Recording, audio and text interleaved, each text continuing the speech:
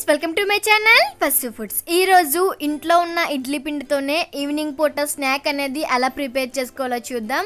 అంతేకాదు ఈవినింగ్ అవగానే చిన్నవాళ్ళు కానీ పెద్దవాళ్ళు కానీ ఏదైనా తినడానికి ఉంటే బాగుండు, ఇన్స్టెంట్గా ఏదైనా ప్రిపేర్ చేసుకుంటే బాగుండు అనుకుంటారు కదా. సో వాళ్ళ కోసం ఈరోజు ఈ రెసిపీ ప్రిపేర్ చేస్తున్నాను. ఇడ్లీ రుబ్బుతో ఇలా పునుకులు వేసి చూడండి, చాలా బాగుంటుంది. సో ఇక ఆలస్యం చేయకుండా రెసిపీలోకి వెళ్ళిపోదాం.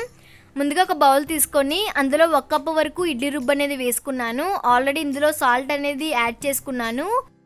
సో మొత్తం అంతా కూడా ఒకసారి కలుపుకోవాలి. ఇందులో 3 టేబుల్ స్పూన్ వరకు వరిపిండి అనేది వేస్తున్నాను. వరిపిండి అనేది బైండింగ్ కోసం మాత్రమే, ఎక్కువగా యాడ్ చేయకూడదు.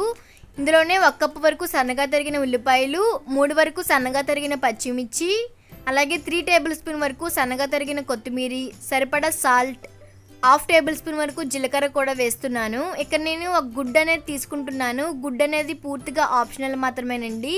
మీరు ఇష్టమైతే యాడ్ చేసుకోవచ్చు, లేదంటే లేదు. గుడ్డు వేయకపోయినా సరే పునుకులు అనేవి చాలా టేస్టీగా గుల్లగా కూడా వస్తాయి. ఇప్పుడు ఒకసారి మొత్తం అంతా కూడా కలుపుకోవాలి. సాల్ట్ అనేది ఆల్రెడీ రుబ్బులో ఉంటుంది కాబట్టి సాల్ట్ అనేది కొంచెం చూసుకొని యాడ్ చేసుకోవాలి. చూసారు కదా, ఈ విధంగా మొత్తం అంతా కలిసిన తర్వాత ఇందులో మరొక 3 టేబుల్ స్పూన్ వరకు వరిపిండి అనేది యాడ్ చేస్తున్నాను. వరిపిండి అనేది మళ్ళీ ఎందుకు యాడ్ చేశానంటే గుడ్డు వేసిన తర్వాత పిండి అనేది కొంచెం లూజ్ అవుతుంది కదా, సో అందుకోసమే యాడ్ చేశాను. గుడ్డు వేయని వాళ్ళు ఎవరన్నా ఉంటే కనుక ముందు వేసిన 3 టేబుల్ స్పూన్ వరిపిండి అనేది సరిపోతుంది. ఇంకా ఎక్స్ట్రా ఏమీ యాడ్ చేయనవసరం లేదు. చూసారు కదా, కన్సిస్టెన్సీ అనేది ఈ విధంగా ఉంటే సరిపోతుంది. ఇప్పుడు మరొకసారి చేతితో బాగా కలుపుకోవాలి. చూసారు కదా, పునుకులు వేసేటప్పుడు ఈ కన్సిస్టెన్సీలో ఉంటే సరిపోతుంది, మరీ ముద్దగా కూడా అవసరం లేదు. వీటిని ఒక 5 నిమిషాల పాటు పక్కన పెట్టుకోవాలి. ఈలోపు ఆయిల్ అనేది హీట్ చేసుకోవాలి. ఆయిల్ హీట్ అయిన తర్వాత ఇక్కడ చూపించిన విధంగా చిన్నగా పిండి తీసుకొని పునుకుల్లాగా వేసుకోవాలి. మరీ పెద్దవిగా ఉన్నా సరే తినడానికి అంతలా బాగుండవు. వేసిన వెంటనే కాకుండా ఒక 5 నిమిషాల తర్వాత గరిటెతో ఇలా చూపించిన విధంగా కలుపుకోవాలి.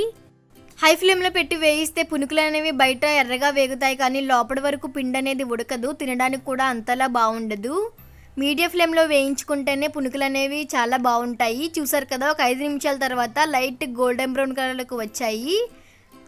ఒక 10 నిమిషాల తర్వాత పూర్తిగా వేగాయండి. ఇక్కడ నాకు ఒక 5 నుంచి 10 నిమిషాల వరకు పట్టింది ఇవి వేగడానికి. మనకు నచ్చిన రెసిపీ తినాలి అంటే కొంచెం ఓపిక పట్టడంలో తప్పేం లేదు కదా. సో ఇలా ఒక జార్తో మొత్తం అన్ని కూడా తీసుకొని నూనె అనేది వాడేంత వరకు ఉండి వేడివేడిగా సర్వ్ చేసుకుంటే ఇడ్లీ పిండి పునుకులు అనేవి రెడీ అయిపోతాయి.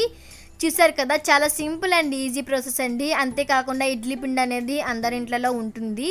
సో ఈసారి మీరు కూడా తప్పకుండా ట్రై చేసి మీకు ఎలా కుదిరిందో నాకు కామెంట్ చేసి చెప్పండి. అంతేకాకుండా చూసారు కదా, చాలా గుల్లగా కూడా వచ్చాయి.